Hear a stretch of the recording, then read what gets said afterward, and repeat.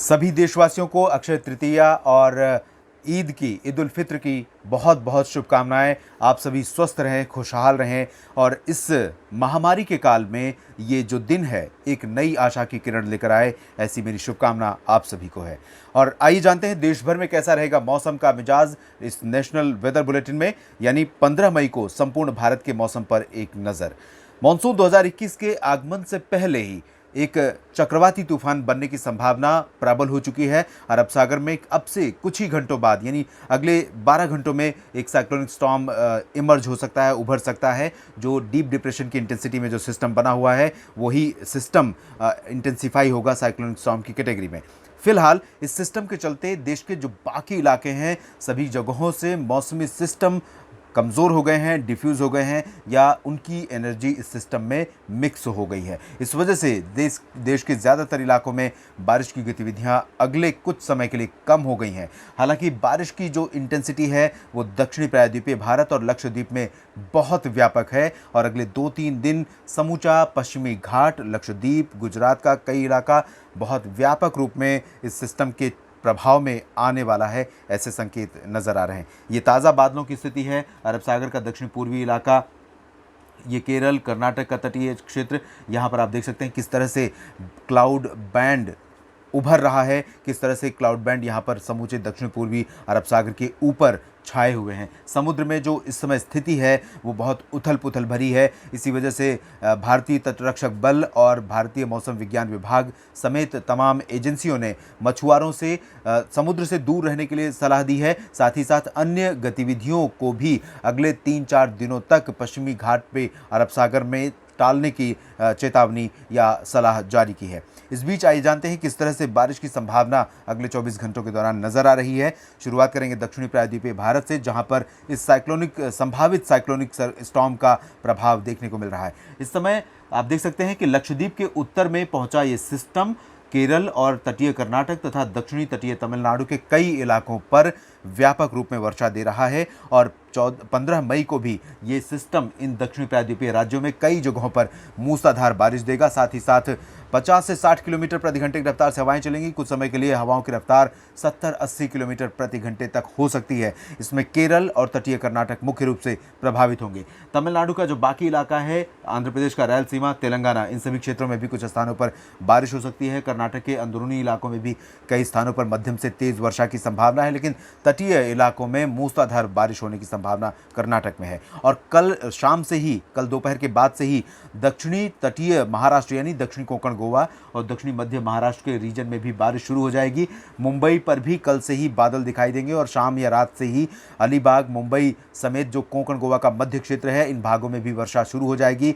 पुणे, नासिक, रायगढ़, रत्नागिरी, मुंबई, अलीबाग और नासिक समेत तमाम इलाके प्रभावित होंगे। मराठवाड़ा और विदर्भ के क्षेत्रों में फिलहाल इसका बहुत व्यापक प्रभाव नहीं होगा, लेकिन मध्य महाराष्ट्र और समूचा कोंकण रीजन इस सिस्टम की चपेट में आने वाला है। फिलहाल ये 15 मई की स्थिति है। 16 मई को जब ये सिस्टम और आगे बढ़ेगा उस दौरान उत्तरी कोंकण गोवा में यानी मुंबई, ठाणे, कल्याण और पालघर, नंदुरबार, नासिक, धुले, इन सभी क्षेत्रों में भी मूसलाधार वर्षा की गतिविधियां शुरू हो जाएंगी। इसके अलावा गुजरात में अभी थोड़ा सा इंतजार करना पड़ेगा, लेकिन दक्षिण पूर्वी गुजरात का जो क्षेत्र है, सूरत, वलसाड, नवसारी, तापी, भरूच का, इन सभी क्षेत्रों में कुछ स्थानों पर वर्षा शुरू हो सकती है। कल शाम को ही यानी 15 मई की शाम या रात को ही बादल आ सकते हैं और व्यापक बारिश इन भागों में 16 मई से शुरू होगी। 16 से 18 मई के बीच गुजरात के तमाम इलाकों में भीषण बारिश इस सिस्टम के कारण होने की संभावना है। वर्तमान मॉडल जो संकेत कर रहे हैं उसके आधार पर 17 मई की रात से 18 मई के सुबह के बीच साइक्लोनिक स्टॉर्म ताउते के गुजरात के तटीय भागों या इससे सटे पाकिस्तान के तटवर्ती क्षेत्रों पर लैंडफॉल करने की संभावना नजर आ रही है। अगर दक्षिणी प्रायद्वीपीय भारत और मध्य भारत के अन्य भागों का मौसम देखें तो यहाँ पर दक्षिणी प्रायद्वीपीय भारत में उत्तरी आंध्र प्रदेश के तटीय इलाकों में ज़्यादा मौसमी हलचल नहीं होगी। मध्य भारत में ओडिशा, छत्तीसगढ़, महाराष्ट्र का विदर्भ रीजन, मध्य प्रदेश, इन सभी क्षेत्रों पर भी बादल आ सकते हैं। आंशिक तौर पर कुछ इलाकों में हल्की वर्षा या बूंदाबांदी हो सकती है, लेकिन इंटेंसिटी इन भागों में ज़्यादा नहीं रहेगी बारिश की। 16 मई से यहाँ पर भी इंटेंसिटी बढ़ सकती है। मध्य प्रदेश के भी कई इलाके प्रभावित हो सकते हैं। जबलपुर, होशंगाबाद, भोपाल और इंदौर, उज्जैन, रतलाम, देवास, धार, मंदसौर, इन सभी क्षेत्रों पर इस सिस्टम के कारण 16 मई से बारिश की गतिविधियों में बढ़ोतरी होने की संभावना नजर आ रही है। इसके बाद हम पूर्वी भारत की तरफ चलेंगे तो यहाँ मौसमी सिस्टमों के कमजोर होने के कारण झारखंड, बिहार, गंगेय पश्चिम बंगाल, पूर्वी उत्तर प्रदेश समेत समूचे पूर्वी भारत के क्षेत्रों में मौसम मुख्यतः साफ रहेगा। बारिश के आसार फिलहाल नहीं है।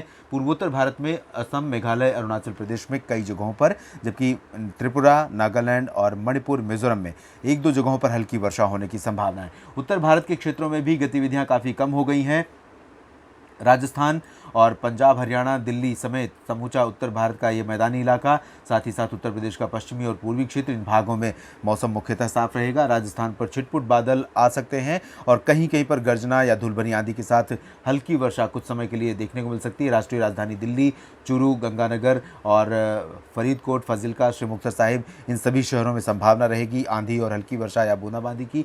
बाकी क्षेत्रों में मौसम साफ रहेगा। पर्वतीय इलाकों में जम्मू कश्मीर, गिलगित बाल्तिस्तान, मुजफ्फराबाद, लद्दाख, हिमाचल, उत्तराखंड में एक दो जगहों पर हल्की वर्षा की संभावना 15 मई को है। 16 मई के बाद और 17 मई से कुछ बदलाव उम्मीद कर सकते हैं आप उत्तर भारत के मैदानी इलाकों में। इस संभावित साइक्लोनिक स्टॉर्म के कारण हवाएं बढ़ेंगी, बादलों का प्रभाव बढ़ेगा और उसके बाद बारिश की गतिविधियां भी 17 मई की रात से या 18 मई से उत्तर भारत के मैदानी इलाकों पर भी शुरू हो सकती हैं और उसके बाद 18 से 20 मई के बीच में राजस्थान के कुछ इलाकों में, हरियाणा, पंजाब, दिल्ली एनसीआर, पश्चिमी उत्तर प्रदेश और समूचे उत्तर भारत के मैदानी इलाकों में, पर्वतीय इलाकों में कई जगहों पर वर्षा हमें देखने को मिल सकती है। नेशनल वेदर बुलेटिन में अभी इतना ही। आप बने रहिएगा इस चैनल के साथ। मौसम से जुड़ी हर जानकारी आप तक पहुंचाने की कोशिश लगातार जारी है। अगर अब तक आपने इस चैनल को सब्सक्राइब नहीं किया है तो ज़रूर कीजिए, बेल आइकन पर क्लिक कीजिए ताकि आपको हर एक वीडियो का नोटिफिकेशन मिले। और अगर आपको वीडियो में दी गई जानकारियां ठीक लगती हैं तो आप शेयर कीजिए, लाइक कीजिए, कमेंट कीजिए और साथ ही साथ अपने दोस्तों में इसके बारे में जानकारी दीजिए ताकि